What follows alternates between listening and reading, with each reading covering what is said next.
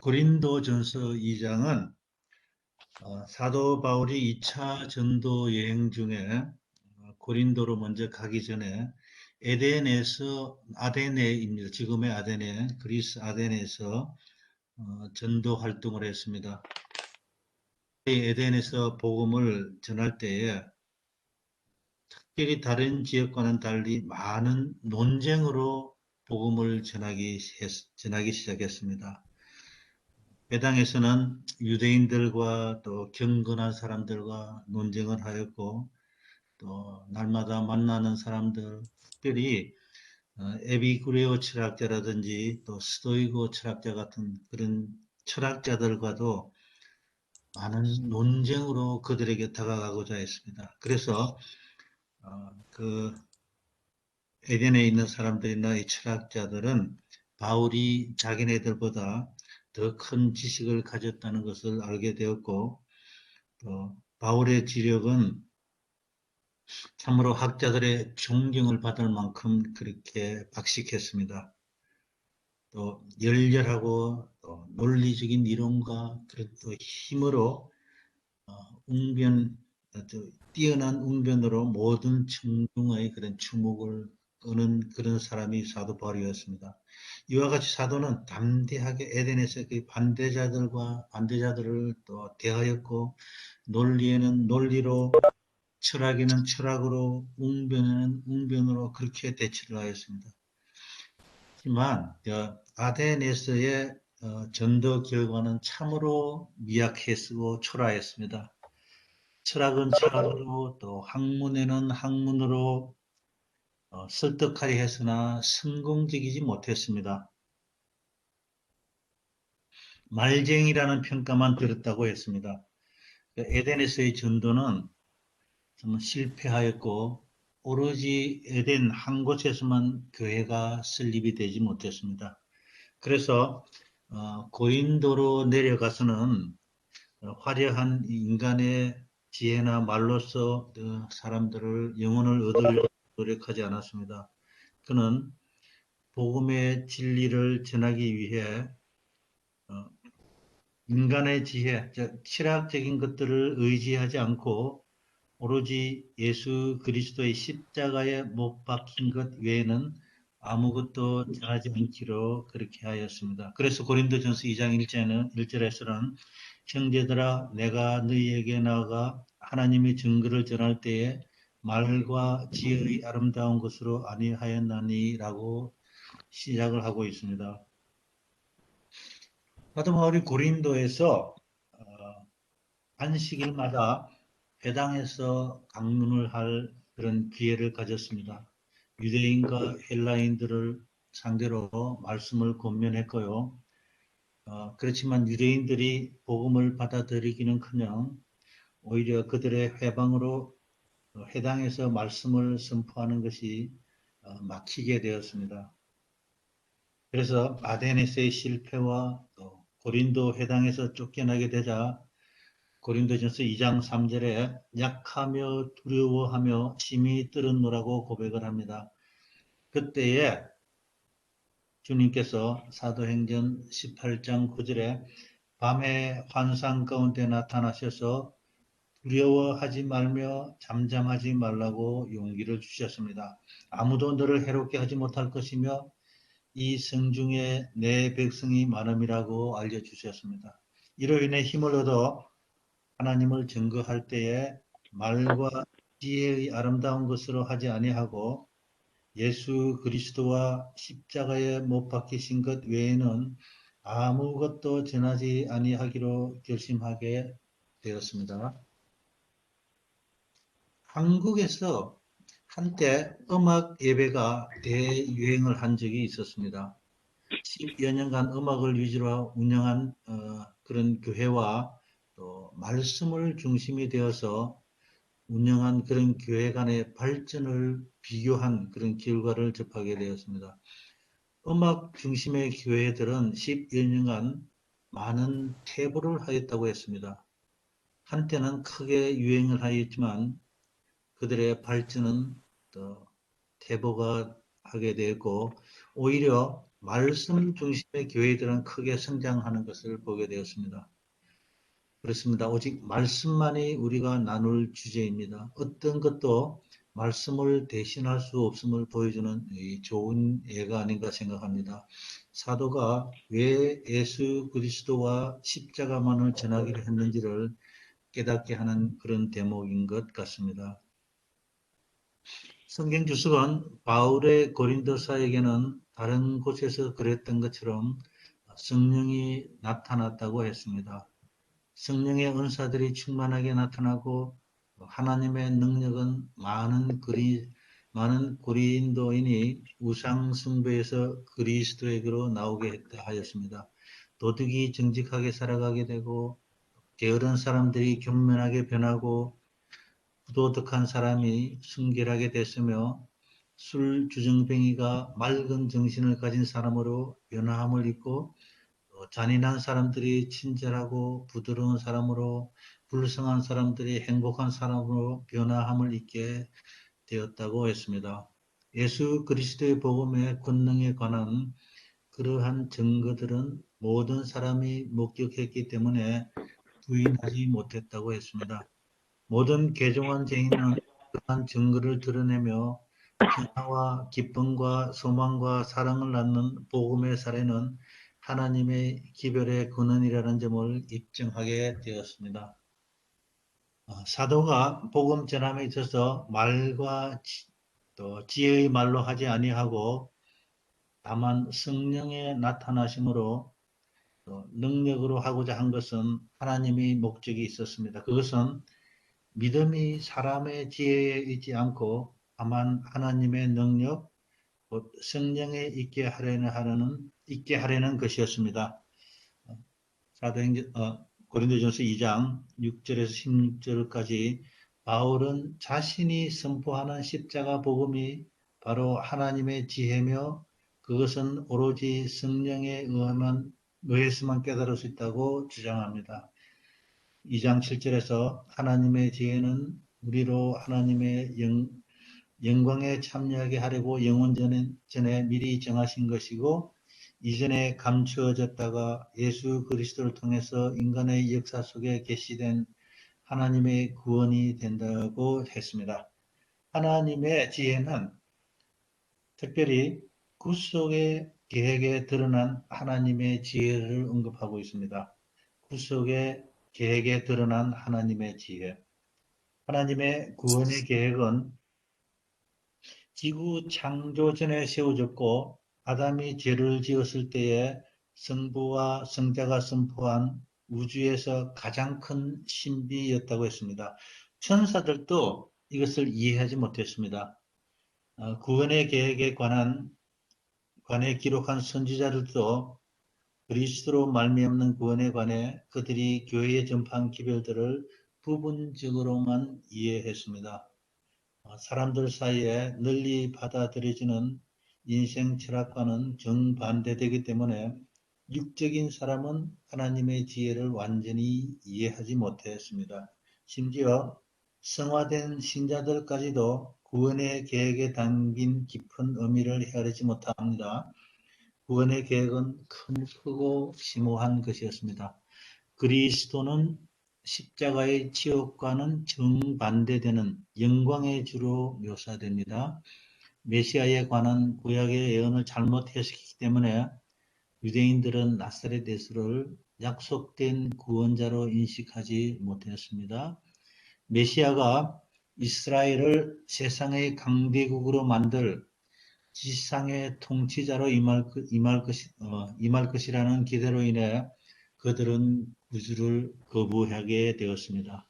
마찬가지로 오늘날도 잘못된 전통으로 인해서 성경 말씀대로 신앙하지 않는 사람들은 그리스도의 재림에 대한 진리를 잘 깨닫지 못하고 있습니다.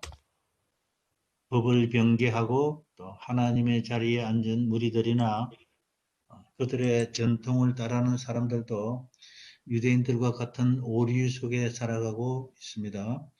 말씀으로 돌아가는 정신이 필요합니다. 바벨론에서 나와야 하겠습니다. 유대 지도자들도 하나님의 지혜를 깨달았다면 결코 영광의 주를 십자가에 못 박지 않았을 것입니다. 바울은 하나님의 지혜를 이해하고 진가를 인정할 수 있는 것은 오직 성령에게 굴복한 마음뿐임을 설명합니다. 바울은 인간의 아름다운 지혜로 고린도 교인들에게 다가가지 않았지만 그들에게는 참된 지혜라는 보물을 가져다 주었습니다. 회심하지 않는 사람들이 비밀한 가운데 있는 하나님의 지혜를 이해하지 못하지만 하나님은 자기를 사랑하는 자들에게 그분의 지혜에 관한 경이로운 계시를 주셨습니다. 하나님의 은혜의 풍부함을 회심하지 않는 사람들은 분별하지 못한다고 했습니다. 그렇지만 그리스도인은 이 세상의 아름다운 것들을 인간을 향한 하나님의 사랑의 표현과 미래의 완전한 상태에 관한 증거로 보게 되는 것입니다. 하나님이 백성을 위해 계획하신 모든 것은 지상에 사는 동안 복음을 통해 하나님의 백성이 복리와 행복을 위해 제공되는 모든 것이 되겠습니다. 이것은 죄의 용서와 칭의와 성화, 하나님의 은혜로 신자들에게 분배되는 기쁨과 평화, 그리고 이 세상의 악한 세상에서의 궁극적인 구원과의 관계에 있습니다.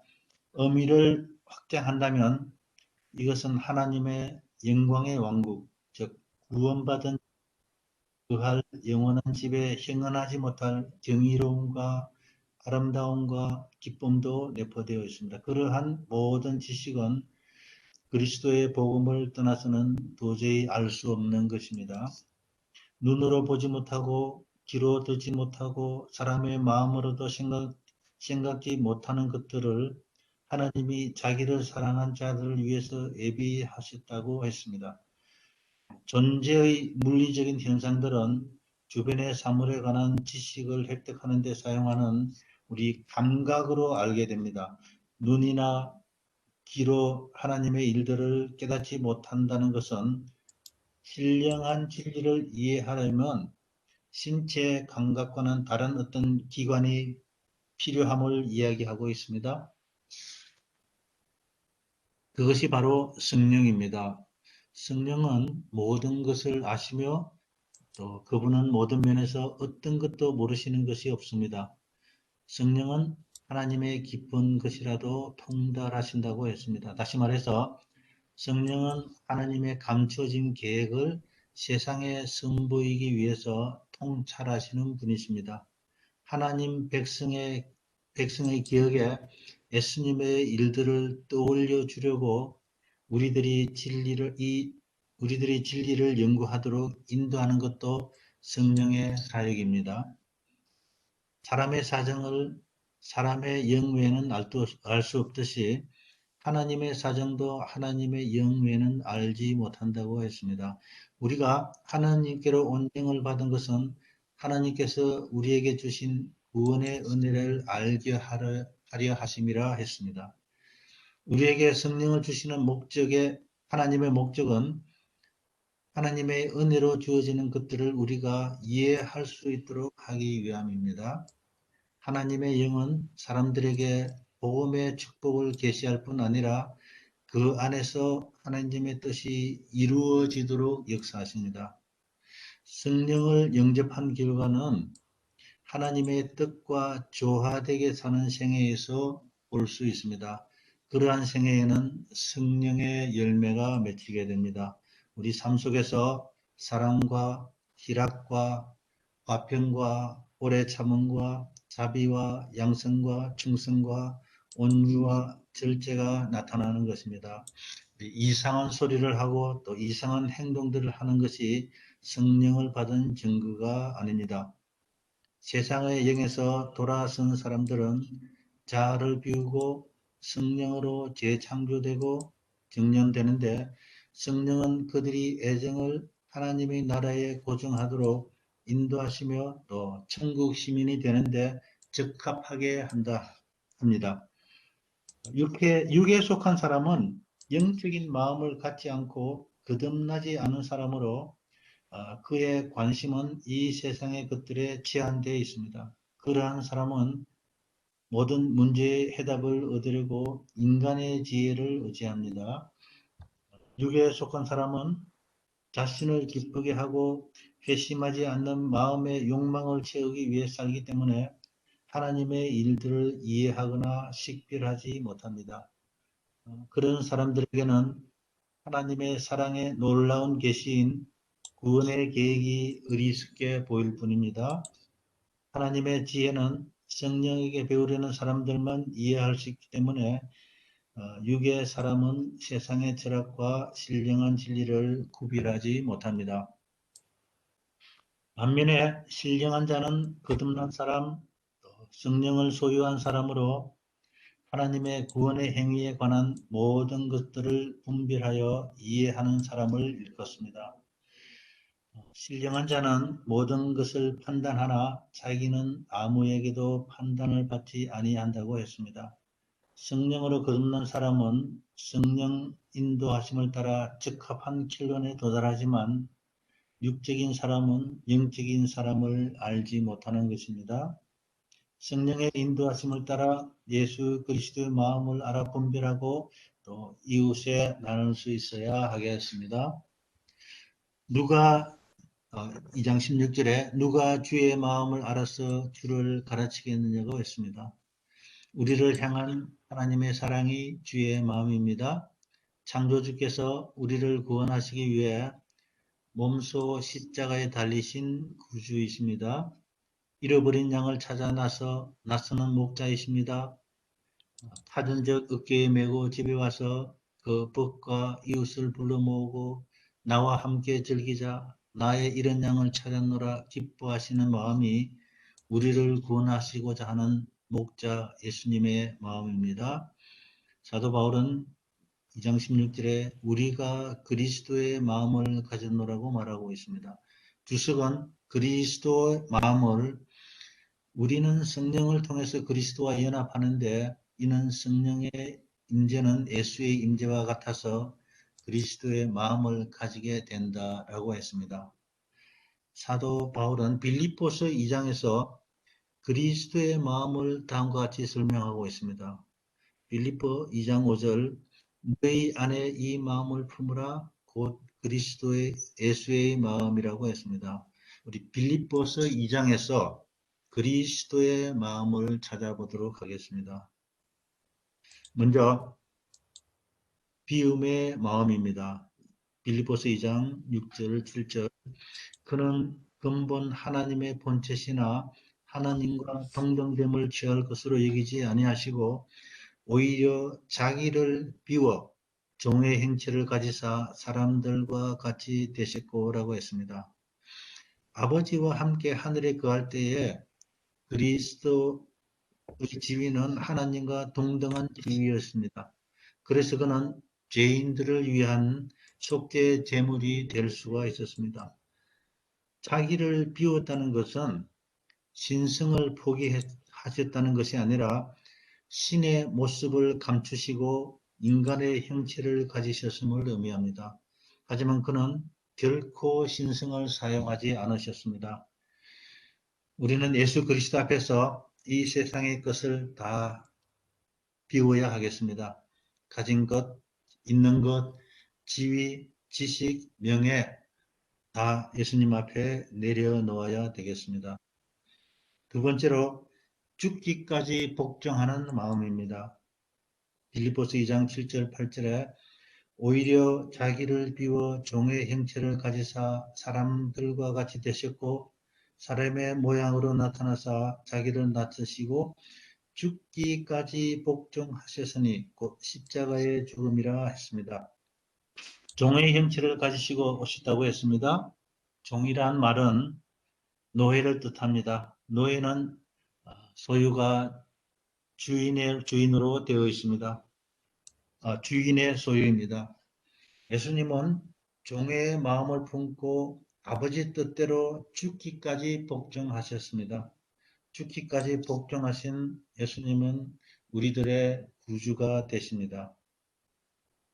세 번째로 겸손의 마음입니다. 2장 8절에 빌립보서 2장 8절에 사람의 모양으로 나타나사 자기를 낮추시고 죽기까지 복종하셨으니 했습니다.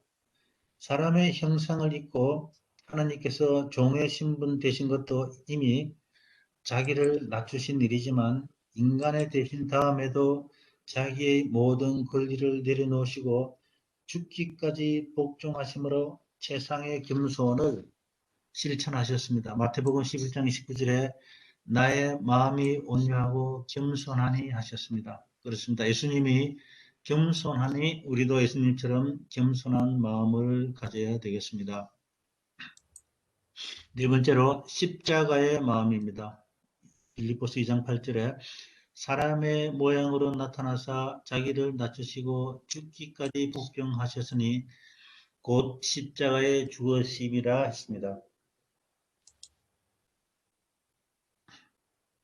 십자가의 마음이란 하나님의 뜻을 위해서라면 온전히 목숨까지도 기꺼이 내려놓는 것입니다.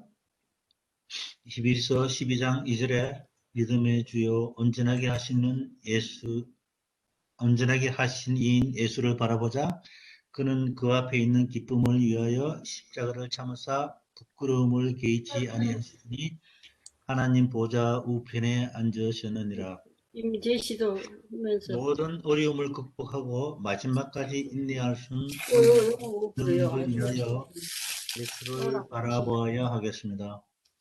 갈라디아서 6장 14절에 그러나 내게는 우리 주 예수 그리스도의 십자가 이외에 결코 자랑할 것이 없으니 라고 했습니다.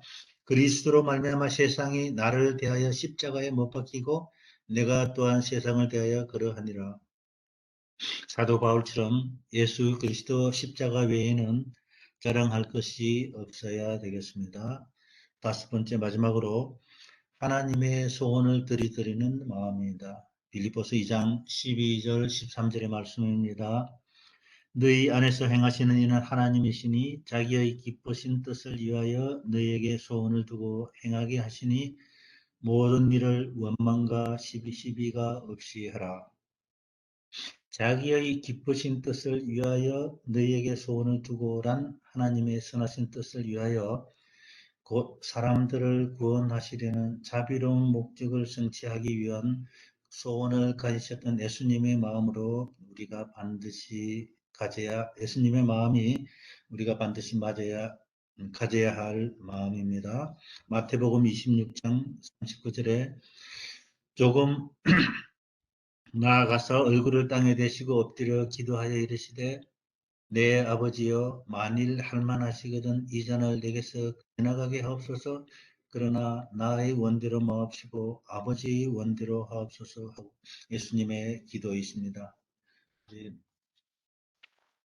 우리가 그리스도의 마음은 첫 번째 비움의 마음이고 두 번째로 죽기까지 복종하는 마음이고 세 번째는 겸손의 마음이었습니다. 네 번째로 십자가의 마음, 죽기까지 예수님께 복종하신 그 십자가의 마음, 십자가의 죽으심이고 그 다음에 다섯 번째로 하나님의 소원을 들이드리는 마음이었습니다. 나의 뜻대로 마옵시고 아버지 뜻대로 하옵소서 하는 예수님의 기도였습니다. 자, 우리가 사는 것이 우리의 뜻대로가 아니고 예수 그리스도의 마음으로 살아야 하겠습니다. 하나님의 뜻대로 또 예수 그리스도의 모본을 따라 사는 것이 말씀이 전하고자 하는 것입니다. 사도 바울이 그리스도의 마음을 가졌노라고 외쳤듯이 우리도 예수 그리스도의 마음을 알아 우리에게 주어진 새 천사의 기별을 예수의 마음으로 전해 예수님의 재림이 속히 이루어지기를 바랄 따름입니다.